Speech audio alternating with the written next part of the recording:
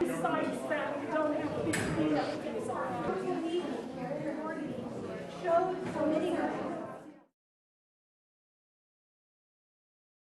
Community Forum with Andrew Heben from Eugene, and I'm talking with Dave Meserve, former city councilman from Arcata, and a builder of homes. And what did you think about today, Dave? What are you going to take with you? Well, I think it's really inspiring. It's when I was on the city council, I did a lot of work towards housing the homeless, and we always ran into kind of a brick wall, let's say. And I think this gives me new hope, especially to see the turnout here today and the ideas that Andrew has and the example of Opportunity Village. And I think, again, the things that stand in the way of this moving forward are both the government standing in the way of it, not realizing how much money it ends up saving in the big picture, and also NIMBYism. And I think there are a lot of good answers that Opportunity Village has to those questions. And what I hope is that this provides the energy where we can move forward with something similar to that here. First, on a small level, I think the one disappointing thing about it is that it is only 30 people, and we need to house 1,000 people. And so it's a matter of really looking at housing first and how we can implement that here, how we can get the government behind it and get the people to push the government to do it. Because I don't think it happens just in the nonprofit world. I think it needs to have government support, and I think we need to build that here, first with the existing councils and then with perhaps changing the councils a bit where we have more support of it and where we can see housing for everybody. Yeah, and I think one of the things that we're doing here today is recognizing that as a community, it's our responsibility to house and feed and assist people who need a little bit of help from those of us who can. And we had unofficial count here today is I'd say a little over 170 people. So on a sunny Saturday, they've taken the time to come here and learn more and hopefully be motivated to get together and build some of these places. Yeah, I see it as a great beginning. So, thank you, Dave. Okay, thank you. Now we're going to talk with Sean. Okay, Sean. Hello. Sean Armstrong. Yes. Yeah, Sean is also a builder, yes. I'm an affordable housing consultant now. I used to work for Danco Builders doing all their affordable housing work. Okay. And now with Michael Winkler, the city council member of Arcata, we're the nation's leading zero net energy design consultants. We specialize just in affordable housing. Okay. Low-income seniors, like the one next to Arcata's co-op. Yes. Okay, so that was one of our projects. That's the first in the country that's 103% net positive. All right. So they have $5 utility bills. Well, you should be proud. And it's how to make it more affordable. And what you are building a tiny house. I've got two. Okay. One's done and occupied by a farm worker, 120 square feet. And then another one's a trailer, not on the ground like the farm worker housing is. And this is more of a tiny hostel. It's a little bit prettier. Nice. Well, what did you think about today? I mean, the unofficial count here is about 170 people. I think a lot of them are ready to go to work on this. Yeah, it's fantastic. I mean, what we need is just a small amount of materials and a good site. Yes. But a whole bunch of people can make a good site happen. I'm very hopeful. I wanted to show this. This is a tiny house homeless cooking solution, but really for anybody. This is the Fancy Cook stove from Europe and Japan and New York City. It's called an induction burner. It's $100. This is the best one out there. $100. There's no propane tank. There's no natural gas lines extended. These are the type of things that we were hoping to inspire her. All these great ideas now. This is a great idea. Yeah, okay. You don't have to do any venting above the stove because there's no combustion of gas. Sweet. Nothing explodes and it doesn't catch on fire. Even if you walk away from it, it's only the pan that gets hot, not even the glass or the thing, just the pan. So it's a super safe. Plug it into a normal outlet. So if we buy 100 of them, we could probably get them down to about $70. You think? I think you could get a bulk discount for sure.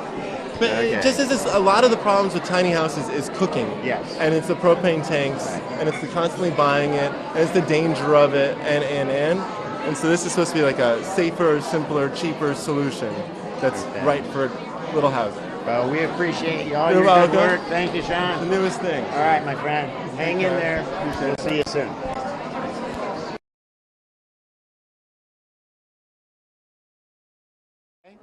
Okay.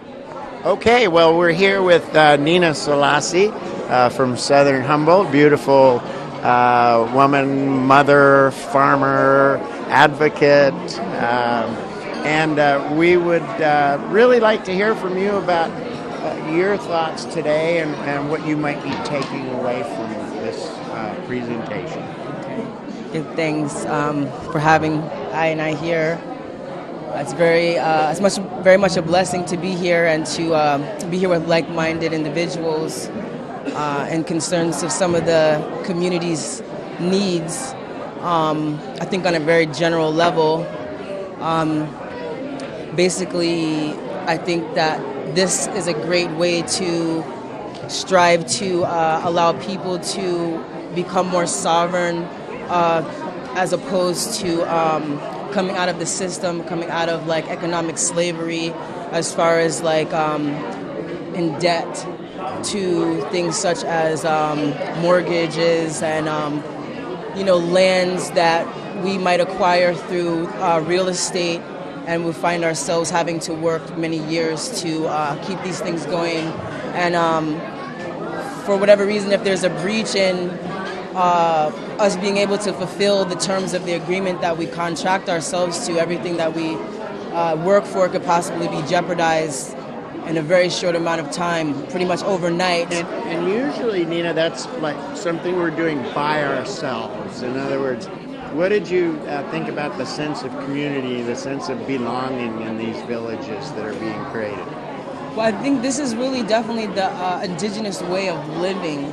And this is definitely a way for us to become self-sufficient as a people, to govern ourselves in these small communities and be able to, be able to really be each other's keeper, because everything on a general level, we're going to make sure everyone has their needs provided for. Beautiful. And if there can be a model template, for instance, like some of the examples that were shown in like Southern Oregon, that's a beginning stage of a program that different things that can be adopted for other states such as California and other places that can utilize to alleviate homelessness and also to alleviate people who just don't want to be, who want more freedom in their life to do other things and want to be more a part of a community and kind of get out of this artificial or illusion of this life, and at the end it comes out to be kind of like a nightmare. Well, I love the way you simplify things for us, and thank you very much for talking with us, and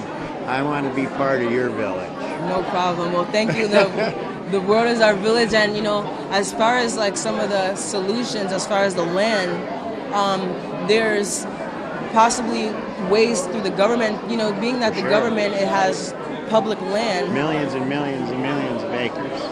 That can be utilized for these kinds of programs to go on. And also, there's other ways that you can also achieve property in certain states through something called squatters' rights. But if we work with real estate more as a community, then things don't get privatized. And then we kind of eliminate this whole economic strategy, which is to certain people stay on top and then other people stay on the bottom, and you just keep working for someone else pretty much your whole life. For someone else's enjoyment, that they're enjoying all the whatever they're extracting from the people who are working so hard. Exactly. So I think that we're taking a good step forward, and look at that beautiful smile. Hi. And so anyhow, we're going to be getting together in these workshops here in just a little bit.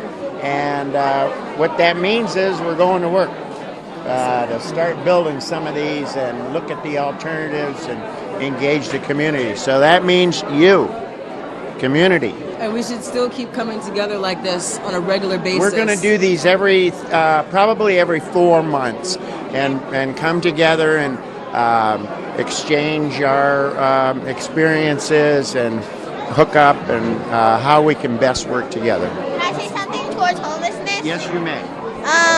I think people that are homeless, they should have a place to stay and like food and clothing and shelter. That way, all the people and children can come together and like live in unity. And then maybe there should be a playground for all the children and like laundry mats and stuff like that. Then free, and there should be like a utopia that everything is free and everything is like Israel vibrations. I agree with you 100%. Thank you. And your name? My name is Samuel. All right, thanks, Samuel. Thanks, Nina.